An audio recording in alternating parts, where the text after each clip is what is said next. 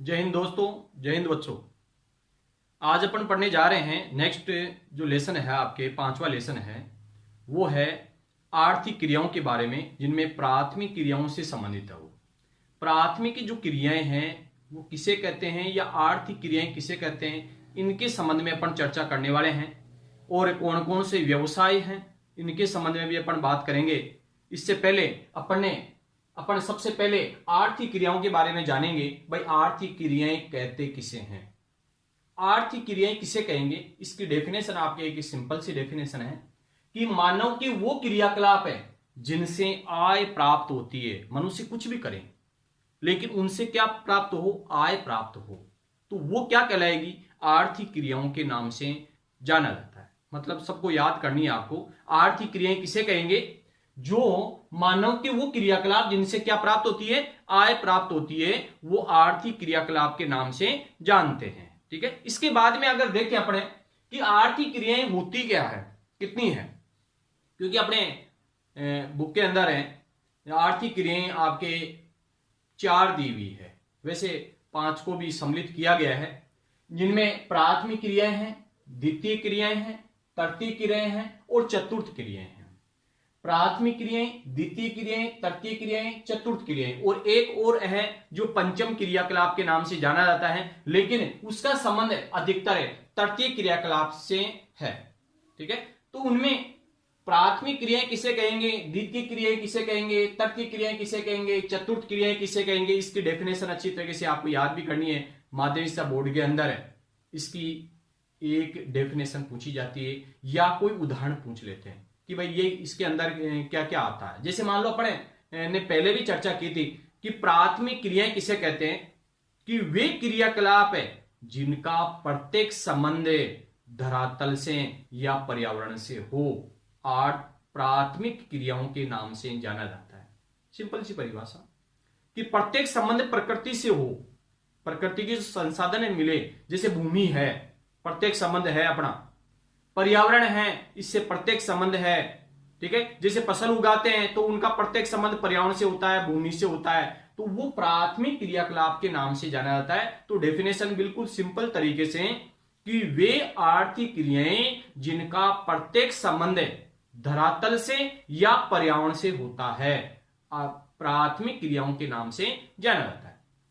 इसके अलावा द्वितीय की जो क्रियाएं हैं वो किसे कहेंगे, द्वितीय क्रियाएं वे क्रियाकलाप है जो प्राथमिक व्यवसाय से प्राप्त उत्पादों को परिष्कृत करके अधिक मूल्यवान वस्तु में बदलना द्वितीय क्रियाकलाप के नाम से जाना जाता है। मतलब ये द्वितीय क्रियाकलाप किससे जुड़ा हुआ है, प्राथमिक क्रियाकलाप से जुड़ा हुआ है। अर्थात जैसे मान लो गन्ने का उत्पादन हो रहा है, वो प्राथमिक है, कृषि करना प्राथमिक क्रियाकलाप है, लेकिन गन्ने को क्या है फैक्ट्री के अंदर, उद्योग के अंदर ले जाएंगे और वहां पर गुड़ या चीनी बनाएंगे, वो द्वितीय क्रियाकलाप है। अर्थात सभी प्रकार के विनिर्माण उद्योग ये किसके अंतर्गत आएंगे, द्वितीय क्रियाकलाप के अंतर्गत आ जाएंगे। जबकि प्राथमिक क्रियाकलाप के अंदर उदाहरण क्या क्या है, कि कृषि करना है, मत्स्य पालन करना है, लकड़ी काटना है, आखेट करना है, ठीक है, पशुचारण का कार्य करना है, ये खनन का कार्य करना है। बहुत सारे ऐसे क्रियाकलाप हैं जो प्राथमिक क्रियाकलाप के अंदर आते हैं। ठीक है, द्वितीय के अंदर सभी प्रकार के उद्योग धंधे आते हैं, लेकिन इन दोनों को जोड़ने का जो कार्य करता है वो तृतीय क्रियाकलाप है, अर्थात सेवा क्षेत्र, सेवा सेक्टर के अंतर्गत आता है। जैसे परिवहन का कार्य है, ये यहां से ट्रक में माल यहां से यहां तक जा रहा है, गन्ने का उत्पादन हो रहा है यहां पर, लेकिन उसको परिवहन की आवश्यकता पड़ेगी और परिवहन के माध्यम से उद्योग धंधों तक ले गए, इसका मतलब वो तृतीय क्रियाकलाप है। सेल फोन का यूज कर रहे हैं, उसमें ऑर्डर दे रहे हैं, भाई इतने टन गन्ना चाहिए हमारे को, इतने टन क्या है कपास चाहिए। मतलब जो भी कच्चा माल है वो मतलब उद्योग तक पहुंचाने का कार्य कर रहा है, वो तृतीय क्रियाकलाप के अंतर्गत आता है। इसके अलावा जैसे वकील है, डॉक्टर है, इंजीनियर है, ठीक है, इस प्रकार की जो सलाह देता है वो मतलब तृतीय के क्रियाकलाप के अंतर्गत आता है। और नए नए जो खोज करता है, नए नए आविष्कार करता है, सबसे ज्यादा मतलब सैलरी जिनकी होती है, ठीक है, वो चतुर्थ क्रियाकलाप के अंतर्गत आता है। इस प्रकार की मतलब है स्थिति इसके अंदर है, जिनमें अपना जो 5वां लेसन है उसके अंदर है अपने प्राथमिक व्यवसाय के संबंध में पढ़ेंगे। जो 5वां जो आपके अध्याय है उनमें प्राथमिक क्रियाकलाप के संबंध में है। प्राथमिक क्रियाकलाप के आपको में से इजी में मतलब परिभाषा बताई है मैंने कि वे आर्थिक क्रियाएं जिनका प्रत्येक संबंध धरातल या पर्यावरण से होता है प्राथमिक क्रियाकलाप कहलाता है। ठीक है, जैसे आपकी बुक के अंदर है जो बताया है उसके अंदर है, जैसे मान लो मानव प्राकृतिक संसाधनों का सीधा उपयोग करके अपनी आवश्यकताओं की पूर्ति करता है। मनुष्य है ये प्रकृति के द्वारा जो संसाधन मिले उसका सीधा उपयोग करके और अपनी आवश्यकताओं की पूर्ति करता है, वो प्राथमिक व्यवसाय है। वो क्या है? प्राथमिक व्यवसाय। मतलब उसमें कोई परिवर्तन नहीं करता है, डायरेक्ट उनसे उत्पादन लेता है, ठीक है ना, सीधा उपयोग करता है उसका, तो वो प्राथमिक क्रियाकलाप के नाम से जाना जाता है। इसके अंदर इन व्यवसायों को प्राकृतिक संसाधन, जैसे मान लो जलवायु है, भूमि की बनावट है, मिट्टी है, वनस्पति है, ठीक है, इसके अलावा आपके आदि निश्चित करते हैं कि मतलब खुला प्राकृतिक वातावरण, ठीक है ना, मिट्टी है, जलवायु है, जल है, ठीक है, मकानों की मतलब है जो उसमें मटेरियल लगता है वो है, वो सभी किससे प्राप्त होगा? प्राथमिक व्यवसाय से प्राप्त होता है। इनमें भोजन व उद्योगों के लिए क्या है? कच्चा माल प्राप्त होता है, भोजन है, और उद्योगों के लिए क्या है? कच्चा माल भी प्राप्त होता है, जैसे कंदमूल, फल है, आखेट जो कार्य करते हैं उनसे है, वो प्राथमिक क्रियाकलाप के अंतर्गत आता है। मतलब प्रत्येक संबंध धरातल या पर्यावरण से होता है, वो प्राथमिक व्यवसाय के नाम से जाना जाता है। अर्थात मानव प्राकृतिक संसाधनों का सीधा उपयोग करके और अपनी आवश्यकताओं की पूर्ति कर लेता है, उसको प्राथमिक व्यवसाय के नाम से जाना जाता है। ठीक है, इस प्रकार की डेफिनेशन है ये।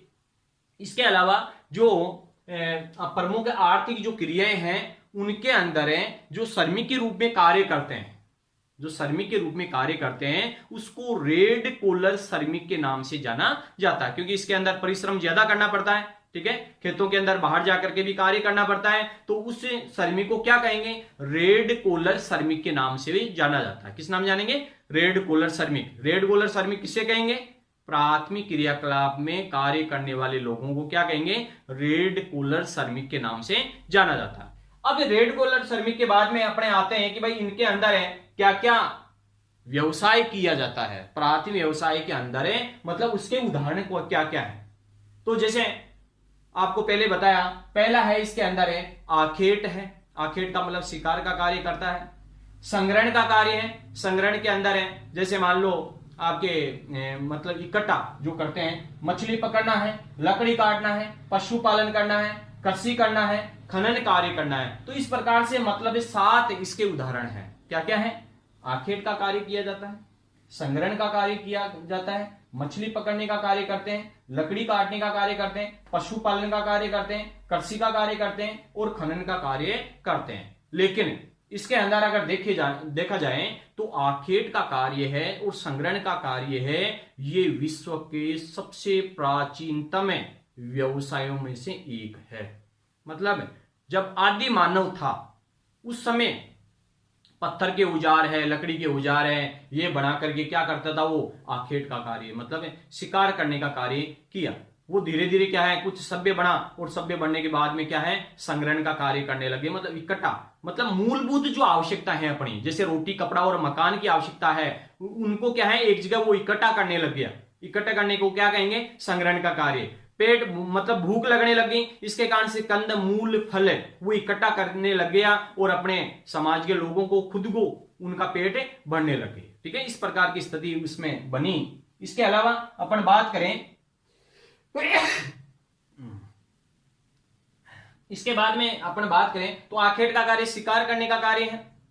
लकड़ी के औजार हैं, पत्थर के औजार है, पाषाण कालीन जो काल के अंतर्गत है, पत्थर के औजार भी काम में लेते थे और उनसे घने जंगलों के अंदर शिकार का कार्य वो करते थे।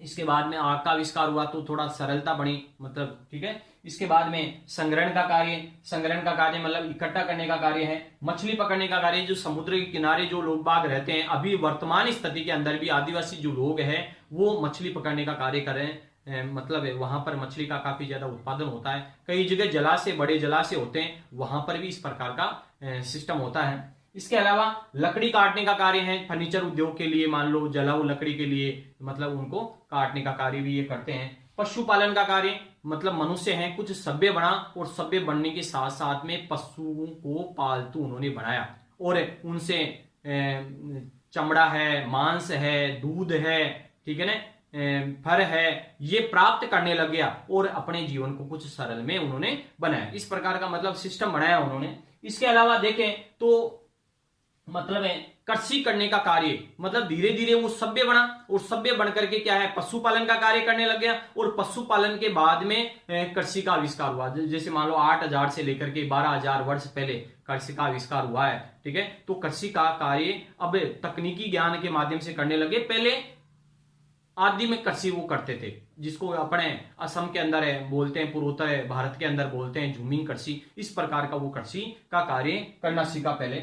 इसके बाद में कई प्रकार के खनिज पदार्थ यहाँ निकलते हैं और इसके बाद में खनन का कार्य करने लगे तो औजारों में भी परिवर्तन हुआ। जैसे वर्तमान जो युग है वो लोहे युग है, इससे पहले ताम्र युग, कांस्य युग ये भी आए हैं, ठीक है। तो इस प्रकार का मतलब खाका उन्होंने तैयार किया, क्योंकि ये सभी किसके अंतर्गत आते हैं, प्राथमिक क्रियाकलाप के उदाहरण है। प्राथमिक क्रियाकलाप के उदाहरण बता दोगे आप कि प्राथमिक क्रियाकलाप के अंदर क्या क्या आते हैं। जैसे आखेट करना है, संग्रहण का कार्य करना है, मछली पकड़ना है, लकड़ी काटना है, पशुपालन का कार्य करना है, कृषि का कार्य करना है, खनन कार्य करना है। इस प्रकार से कहने का मतलब ये 7 पॉइंट है जो उदाहरण है।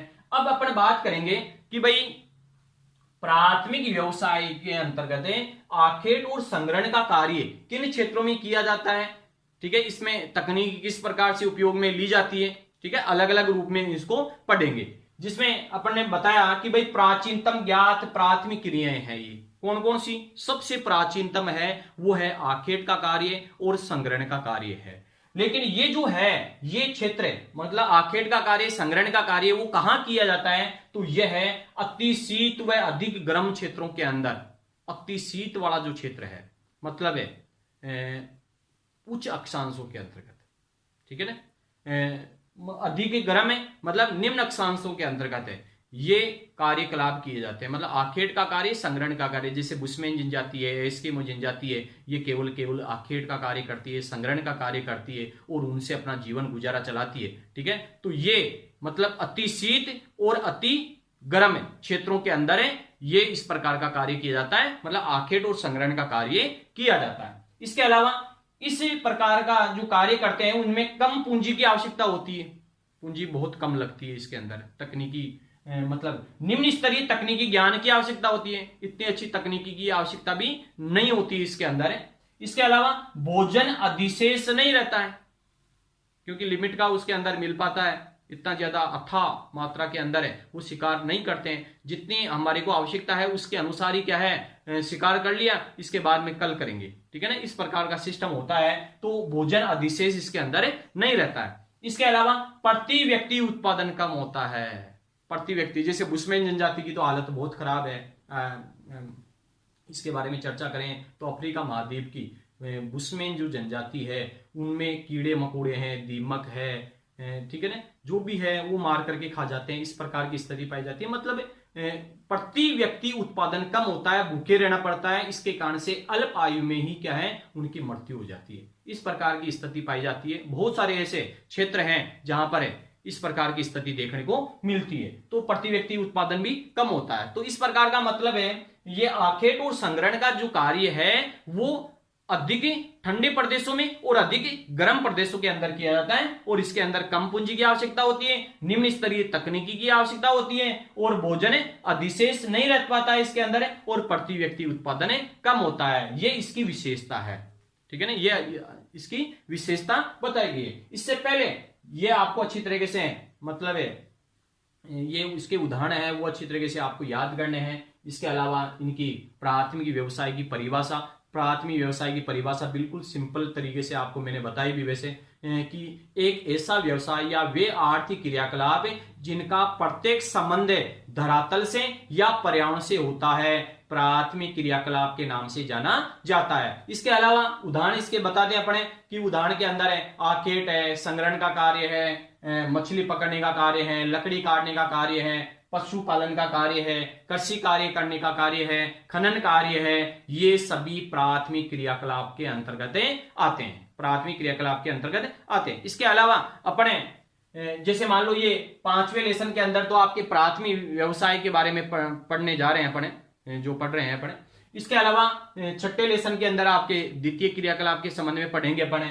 7वें लेसन के अंदर है अपन तृतीय और चतुर्थ क्रियाकलाप के बारे में पढ़ेंगे, जो सेवा क्षेत्र जिसको कहते हैं अपने, ठीक है, उसके संबंध में पढ़ेंगे। तो अलग अलग लेसन के अंदर डिवाइडेशन किया गया है, लेकिन अपन तो 5वें लेसन पर विशेष फोकस देना है। काफी महत्वपूर्ण भी है ये, और व्यवसाय तो सारे याद करने हैं आपको, जिनमें पहला आपके क्रम से आप मान लो याद करोगे तो अच्छी तरीके से याद भी हो जाएगा, इसमें कोई ज्यादा कठिनाई नहीं है, क्योंकि प्राथमिक व्यवसाय की आपने सबने परिभाषा याद कर ली कि वे क्रियाकलाप जिनका प्रत्येक संबंध धरातल या पर्यावरण से होता है, प्राथमिक क्रियाकलाप के नाम से जाना जाता है। या ये परिभाषा याद कर लेना आप, मानव प्राकृतिक संसाधनों का सीधा उपयोग करके अपनी आवश्यकताओं की पूर्ति करता है, उसको प्राथमिक क्रियाकलाप के नाम से जाना जाता है। और इन व्यवसायों को प्राकृतिक संसाधन जैसे जलवायु है, भूमि की बनावट है, मिट्टी है, वनस्पति आदि निश्चित करते हैं। जलवायु के आधार पर वनस्पति, भूमि की बनावट, मिट्टी किस प्रकार की है, इसके आधार पर ये इनको क्या है, इनमें भोजन व उद्योगों के लिए क्या है, कच्चा माल भी प्राप्त होता है, मतलब अपना पेट भरने के लिए, और उद्योग धंधे हैं उनके लिए कच्चा माल भी इनसे प्राप्त होता है। तो इस प्रकार का मतलब क्रियाकलाप है, और फिर इसके उदाहरण आपको अच्छी तरीके से याद करना है। तो प्राथमिक क्रियाकलाप काफी इंटरेस्टिंग भी है, और आदिवासी जो जनजाति है वर्तमान स्थिति के अंदर काफी ज्यादा मात्रा में वो करती भी है, जैसे मछली पकड़ने का कार्य, ठीक है ना, पशुपालन का कार्य, ठीक है, जैसे गुजर है, बकरवाल है, भूटिया है, गद्दी है, इस प्रकार की जो जनजाति है वो पशुपालन का कार्य, चरवाए हैं मतलब चलवासी पशुचारण है, स्थायी कृषि है, झूमी कृषि, अस्थायी कृषि है, ठीक है, इस प्रकार के मतलब अपन जो लोग हैं गांवों के अंदर, क्योंकि भारत जो देश है उनमें काफी ज्यादा जो जनसंख्या है वो प्राथमिक क्रियाकलाप के अंदर है, सम्मिलित है। इसके कारण से उसको कृषि प्रधान देश भी कहते हैं, अपने देश को क्या कहेंगे, कृषि प्रधान देश के नाम से भी उसको जाना जाता है। तो इस प्रकार का मतलब स्थिति आपको देखने को मिली, ठीक है। नेक्स्ट टॉपिक अपने ज्ञात करेंगे, याद करेंगे, ठीक है ना, अपन पढ़ेंगे भाई कौन सी जगह कहाँ क्या है प्राथमिक क्रियाकलाप के अंदर, संग्रहण का कार्य, आखेट का कार्य, ठीक है। नेक्स्ट टॉपिक के अंदर पढ़ेंगे। जय हिंद, जय भारत।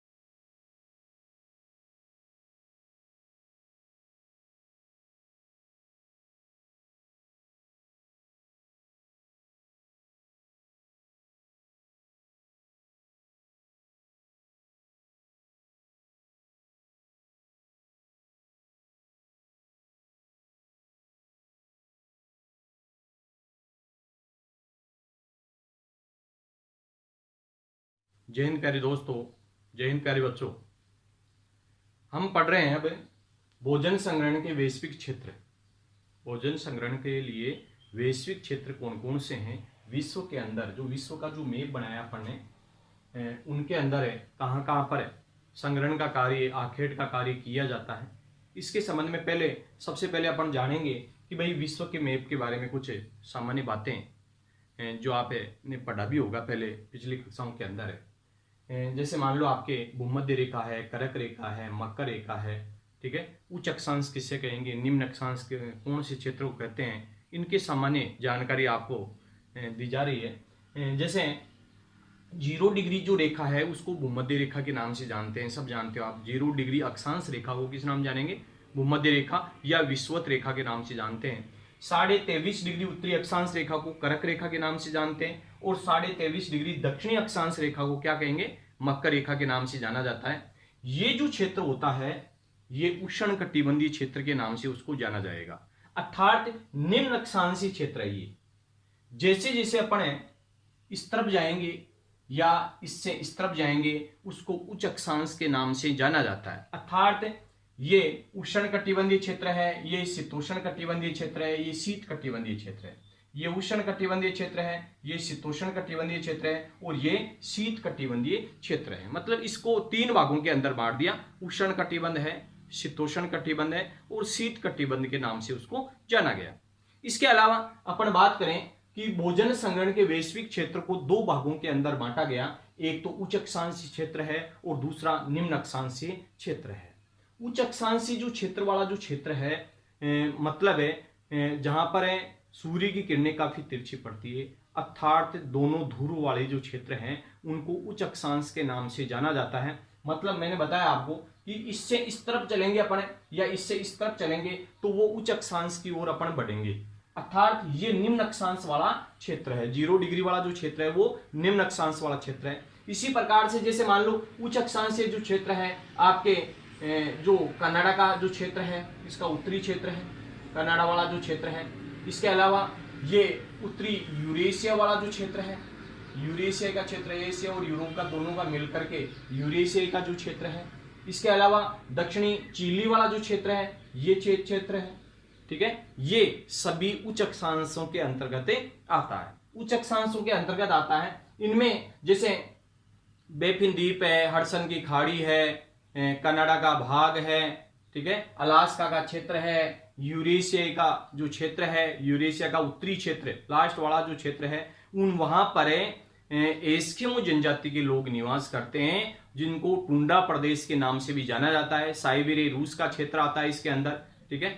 वहां पर बर्फ के मकान बना करके वो रहते हैं, शिकार पद्धति पर संग्रहण पर उन पर ही आश्रित होते हैं केवल, ठीक है। तो बस पूरे विश्व के अंदर कुछ रोचक तथ्य भी हैं ये देखने को मिलते हैं कि भाई एस्किमो जनजाति बर्फीले क्षेत्र में निवास करने वाली एक जनजाति है, जहां पर माइनस में टेम्परेचर रहता है यहाँ पर हमेशा, ठीक है। तो वो संग्रहण का कार्य, आखेट का कार्य करके अपना जीवन गुजारा चलाता है। इसके अलावा अपन बात करें, ये तो था अपने उच्च अक्षांश वाला क्षेत्र के नाम से। उच्च अक्षांश के अंदर क्या क्या है, कनाडा का क्षेत्र है, उत्तरी यूरेशिया का क्षेत्र है, दक्षिणी चिली वाला क्षेत्र है, ये इसके अंतर्गत आते हैं। इसके बाद में अपन बात करें दूसरे नंबर का कि निम्न अक्षांशीय क्षेत्र है। निम्न अक्षांशीय जो क्षेत्र है इनमें अमेजन बेसिन वाला क्षेत्र है, ये क्षेत्र है अमेजन नदी वाला, इसके आसपास का जो क्षेत्र है इस क्षेत्र की बात कर रहे हैं अपन। इसके अलावा कांगो बेसिन वाला क्षेत्र है, ये कांगो वाला अफ्रीका महाद्वीप के अंदर कांगो बेसिन है, ठीक है। इसके अलावा अपन बात करेंगे ऑस्ट्रेलिया का जो क्षेत्र है, ऑस्ट्रेलिया वाला ये क्षेत्र है, पूरा का पूरा डेजर्ट क्षेत्र है। यहाँ पर है